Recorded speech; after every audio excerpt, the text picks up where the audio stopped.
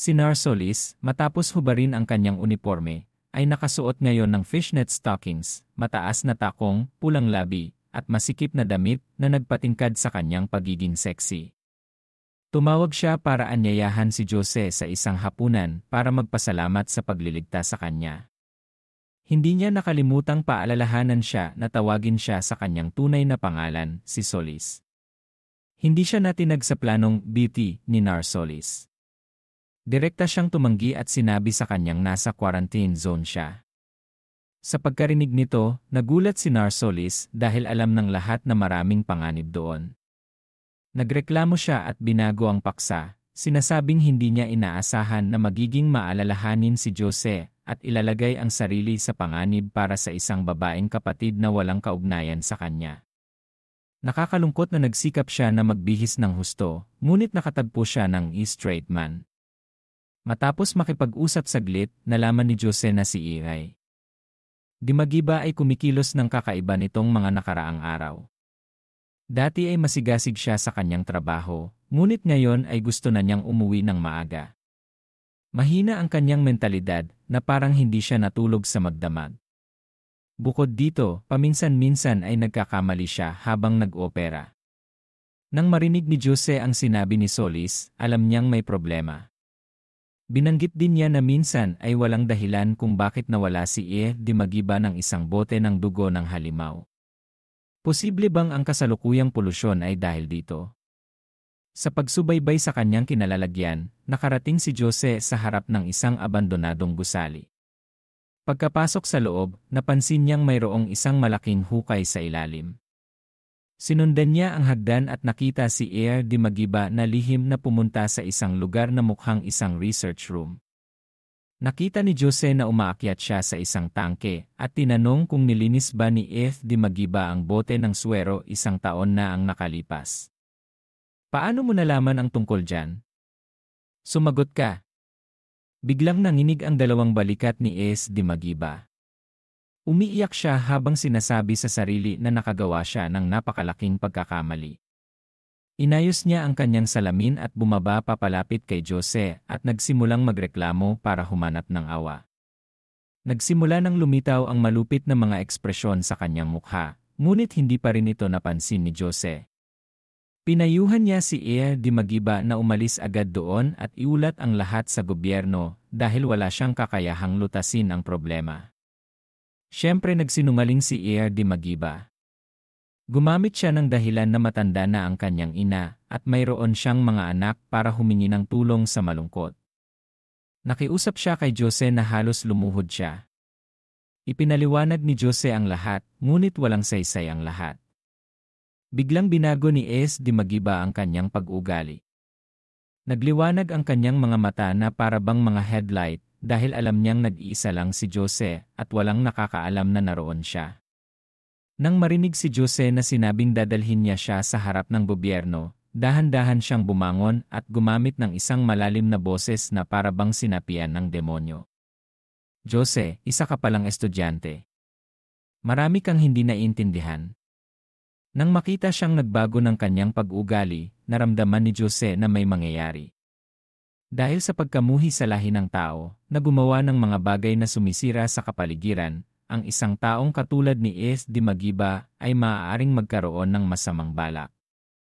Siya ang taong nagbabalak na gumamit ng mga ipis, daga, at uod para linisin ang sangkatauhan at ibalik ang kadalisayan sa lupa.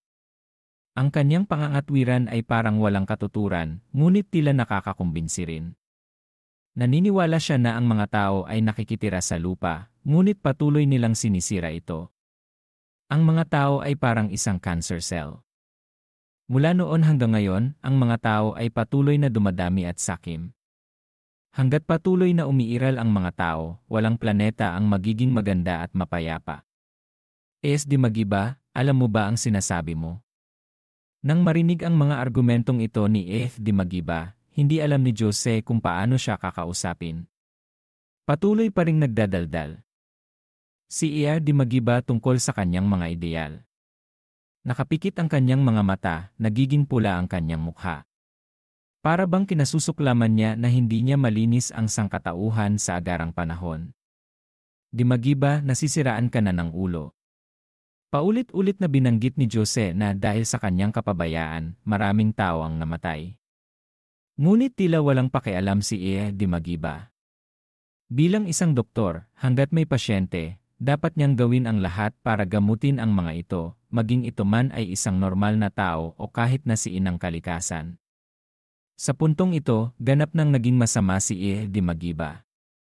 Nakakatakot ang kanyang ekspresyon at binasag ang kanyang salamin gamit ang kanyang mga kamay.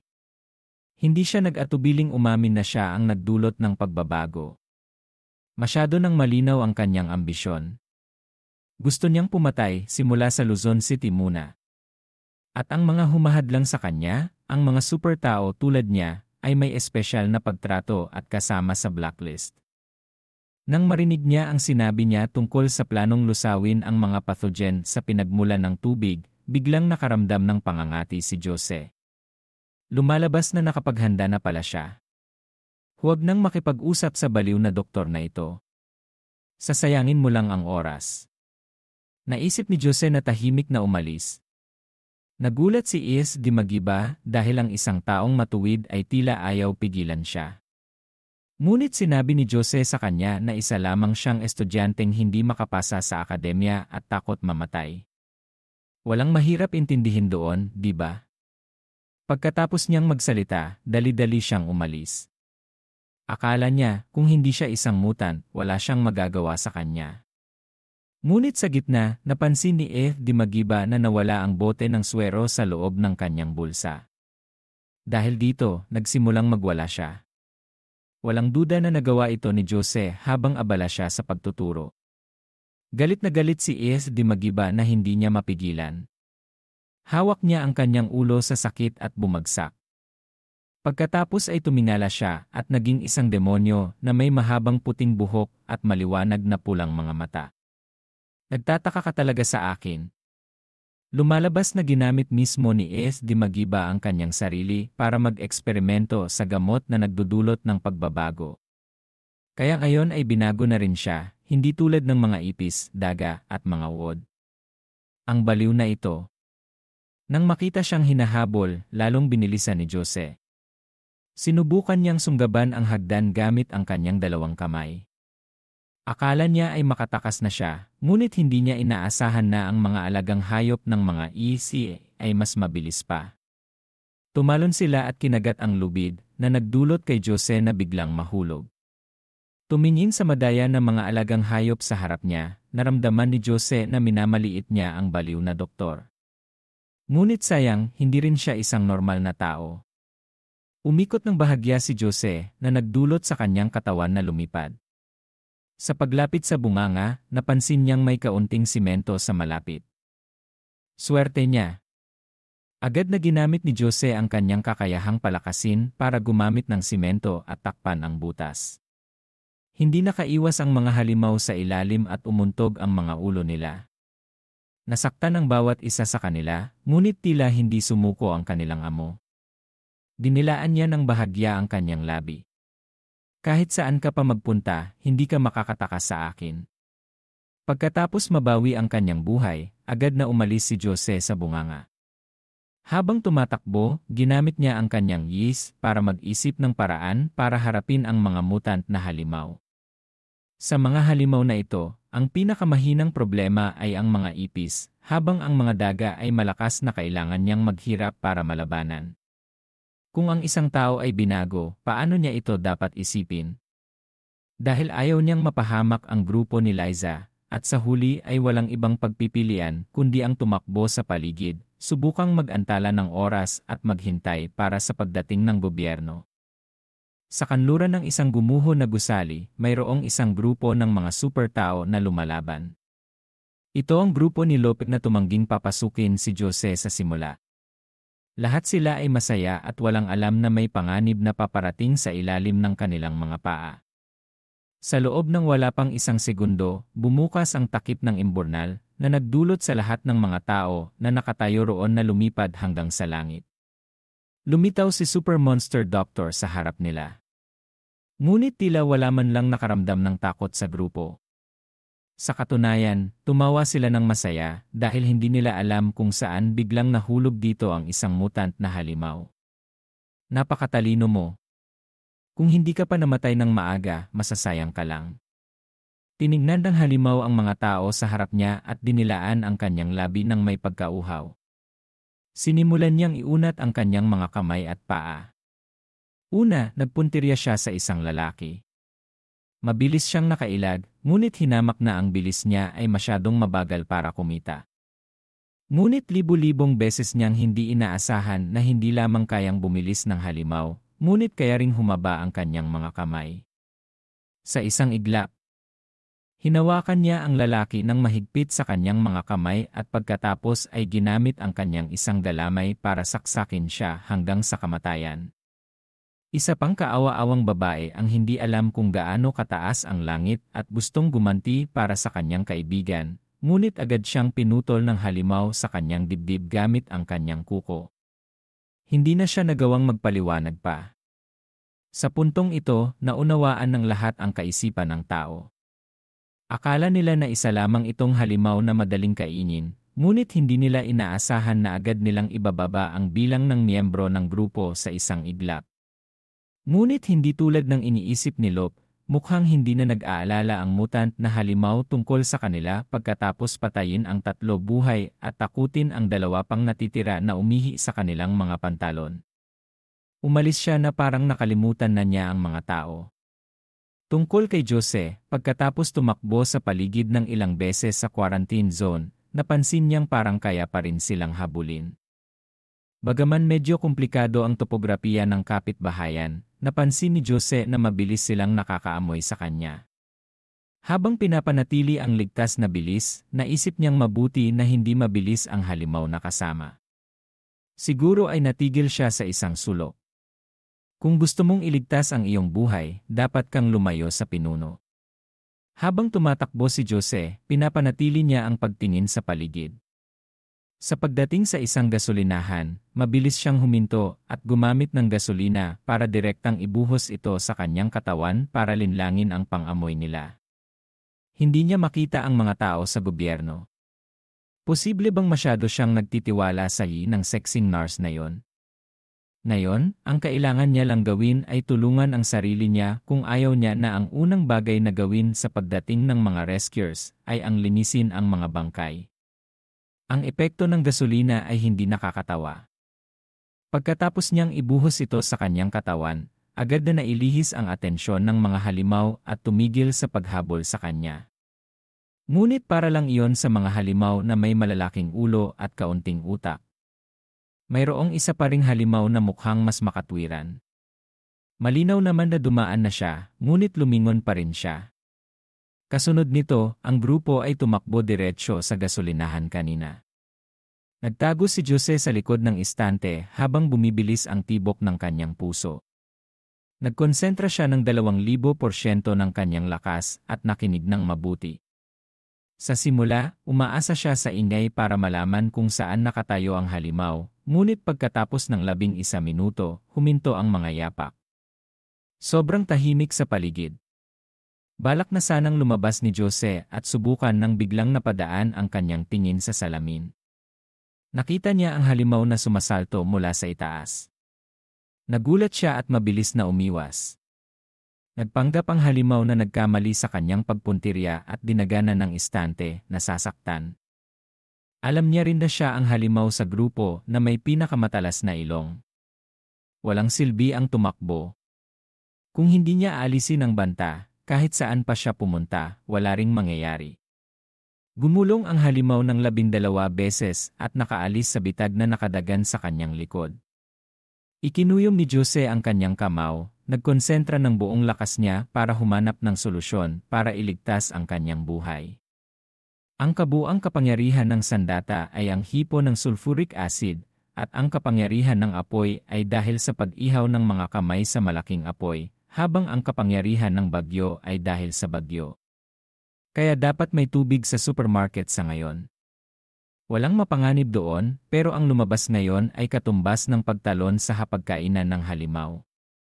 Ano ang gagawin? Wala nang iba pang paraan. Kailangan niyang lumaban na walang armas. Patuloy na sumugod ang marahas na halimaw para mangibabaw, habang si Jose ay kailangang pumili na labanan ng walang sandata. Sa ikatlong pagkakataon, naabutan siya ng mabilis na halimaw.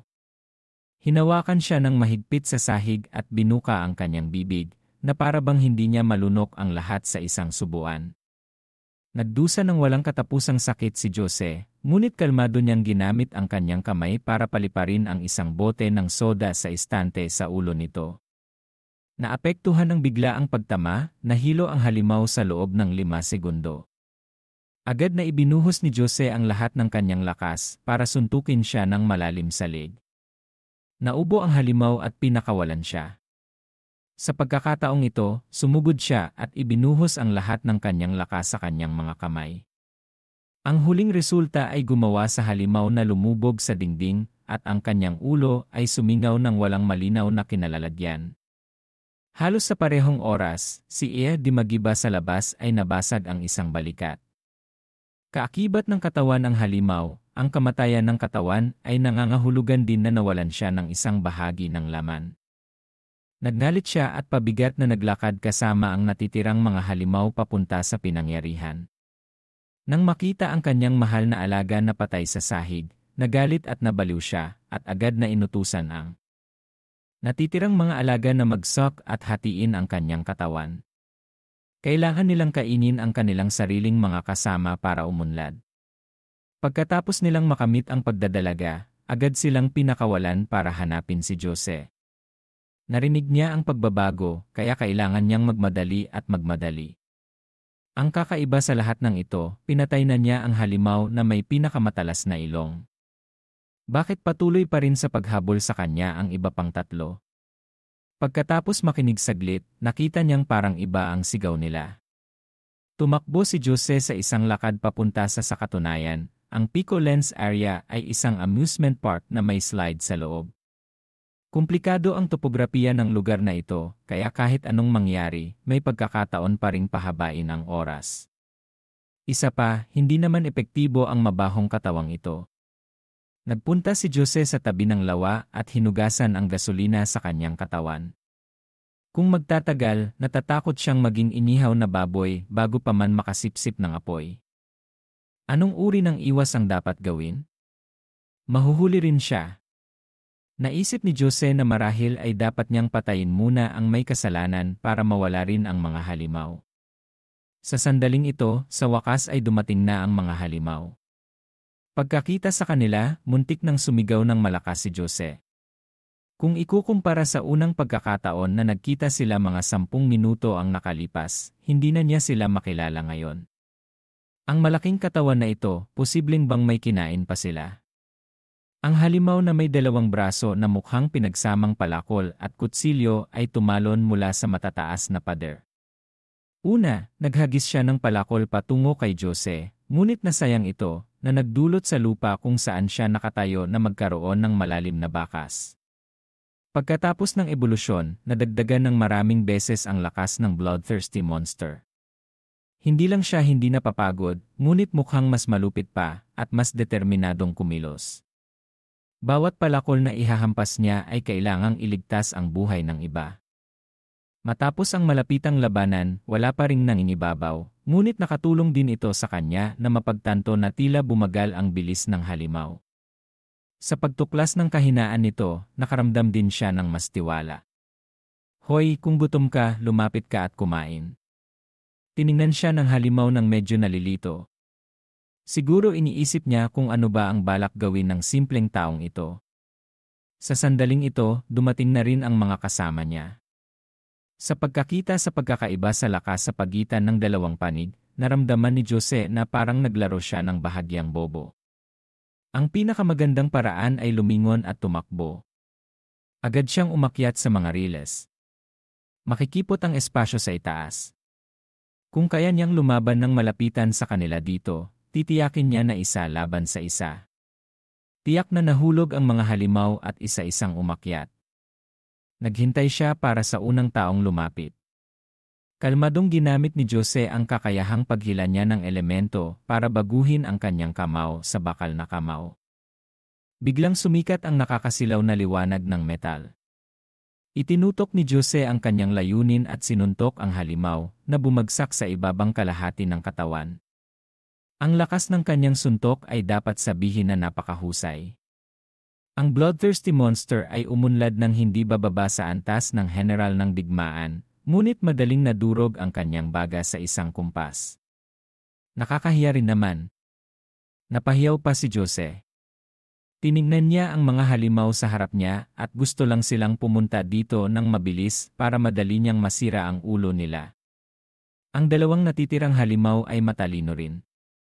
Isa sa kanila ang nagbabalak na kumilos ng patago sa likuran ni Jose, ngunit sayang at nakita niya ito. Gusto mo akong kainin? Maaari mo bang daanan ako? Patuloy na sumugod ang halimaw sa harap.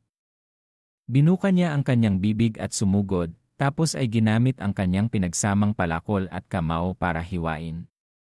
Ginawa na naman ni Jose ang kanyang kamao, ngunit hindi niya maintindihan kung bakit ang susunod na kontak ay hindi laman, kundi isang kalansay na armor. Pawisan ng lamig si Jose. Malinaw naman na hindi niya nakita kanina. Bakit kaya sobrang bilis ng ebolusyon ng mga halimaw na ito? Bago pa natatapos ang problemang ito, dumating na rin ang halimaw na kumilos ng patago kanina. Sinipa ni Jose ang kanyang paa sa kanyang batok, ngunit agad na tumubo ang ilang sanga ng mga buto doon. Sobrang gulo ng kalansay na ito. Paano magkakaroon ng mga buto sa likod ng liig? Si Jose ay pinilit sa isang sipit. Parang nagkakaintindihan ang dalawang halimaw. Sabay silang sumugod. Ito ang sitwasyong ayaw ni Jose na makita. Sa kasalukuyang katawan niyang bakal, pwede pa rin siyang makipaglaban, pero ang halimaw na ito ay kasing tibay ng hirap na kahit gaano mo pa itong paliparin ay hindi pa rin sila natatapos. Nagpasya siyang pansamantalang paliparin muna ang isa, tapos saka na niya sila paghiwalayin. Tiwala ang mga bloodthirsty monster matapos mag-evolve sa kanilang mga kakayahan.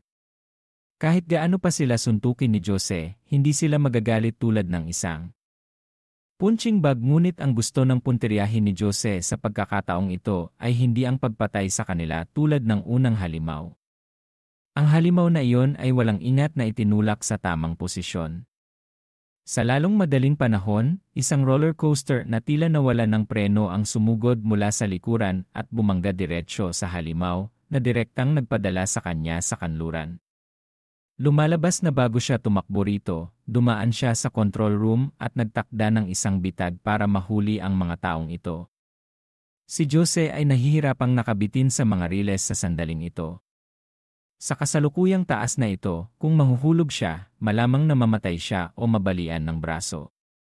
Sa wakas ay pinanood ng huling halimaw ang kanyang kasama na naalis sa loob ng 5 segundo at sumugod ng may galit. Ang panghuling labanan ay nangyari sa ilalim ng mga riles. Sa tulong ng kanyang buntot, madali niyang napanatili ang balanse habang nahihirapan si Jose.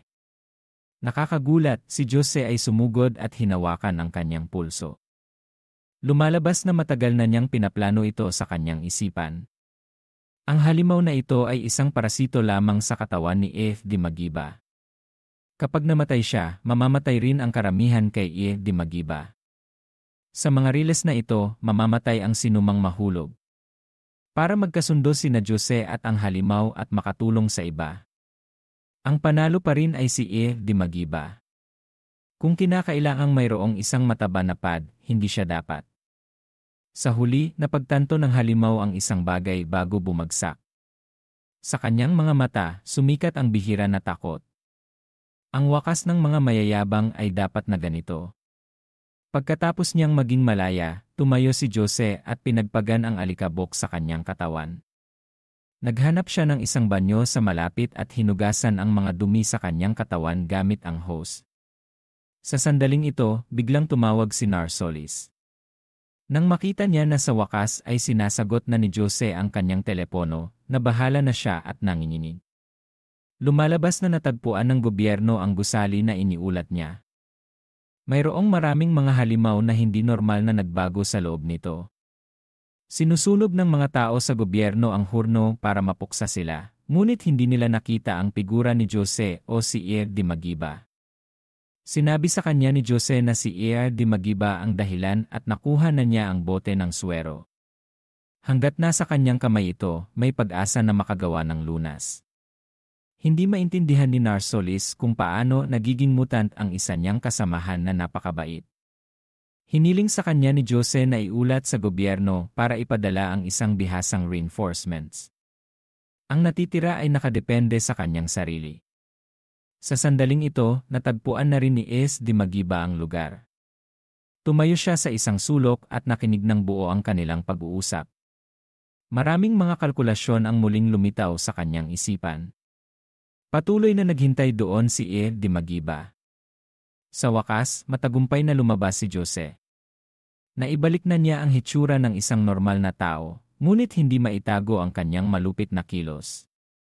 Sa pagkakataong ito, ang regalo na dinala niya ay ang grupo ni Liza. Jose, tulungan mo kami. Binihag at sinabit ni E. Dimagiba ang grupo ni Liza sa isang roller coaster. Dahil nagkita siya sa daan, nagbabalak na sana siyang patayin sila. Ngunit nang marinig na sinabi nilang may relasyon sila kay Maine, nag-atubili siyang iligtas ang buhay ng dalawang babae sa grupo. Tila nagmamalasakit pa rin ang dalawang babae sa grupo, ngunit ang dalawang tanga ay patuloy na nagrereklamo at nagmamakaawa. Alam ni Jose na hindi niya kayang talunin ang malaking halimaw na yon. Sa pagkakataong ito, ang tanging paraan ay ang pahabain ang oras at maghintay para sa mga taong gobyerno na dumating. Sa sandaling ito, gustong-gusto ni S. Dimagiba. Nagsimula na siyang pagmasdan si Liza. Matapos na label na kasintahan ni Jose, kahit na malapit na siyang mamatay, namula pa rin siya sa kasiyahan. Nagsimula si Jose sa isang brainwash kay Irie. Pagkatapos talakayin ang kahulugan ng buhay, binanggit niya ang karagdagang halaga at kultura ng sangkatauhan. Sa tingin ko, ang kulang na lang ay isang mesa sa tsaa para maging kompetisyon ito sa pagtatalo ng isipan ni McLennan. Pagkatapos ng pagsasalita, walang sumuko, kaya hiniling ni Jose na magsolo sila sa isa't isa. Kung sino ang manalo, siya ang tama. E. Dimagiba, isang taong may kakaibang ugali, syempre ay hindi susuko. Kinuha ni Jose ang bote ng swero para gawing pustahan. Napatawa siya at hindi niya alam kung sasabihin na masyadong bobo siya o purihin siya sa kanyang tiwala na hindi niya alam ang kanyang sariling lakas. Hindi kailangang maging komplikado. Kung hindi mo ibibigay, papatayin ko ang apat na ito. Sige, patayin mo sila. Sila ay mga estudyante ng Super Academy. Sa unang araw ng kanilang pagpapatala, kinailangan nilang manumpa na gamitin ang kanilang buhay para ipalit ang kapayapaan sa bansa. Kung mamamatay sila, anong nakakatakot doon? Pagkarinig nito ng lahat, hindi na mapigilan ng lahat ang kanilang mga luha. Ang teorya ni Jose ay kapag sinabi, hindi na mangangahas na magreklamo kung ano ang tama o mali. Gustong-gusto ni S. Dimagiba. Pinalabas niya ang ilang mahahabang kuko. Ang unang hampas na ipinalipad niya ay tumusok sa tuhod ng batang lalaki na may berdeng buhok. Palaging natatakot ang kanyang pag-ugali sa kamatayan at biglang nakaramdam ng matinding sakit. Umiiyak na ang kanyang mukha at hindi makilala. Papatayin ko ang mukha ng maganda mong kaibigan. Pagkatapos niyang magsalita, sabay na tinusok ng pangalawang panulat ang braso ng babae. Kahit na sinubukan niyang pigilan ang sakit, sa kabutihang palad ay nagawa niyang gumalaw ng bahagya sa gilid.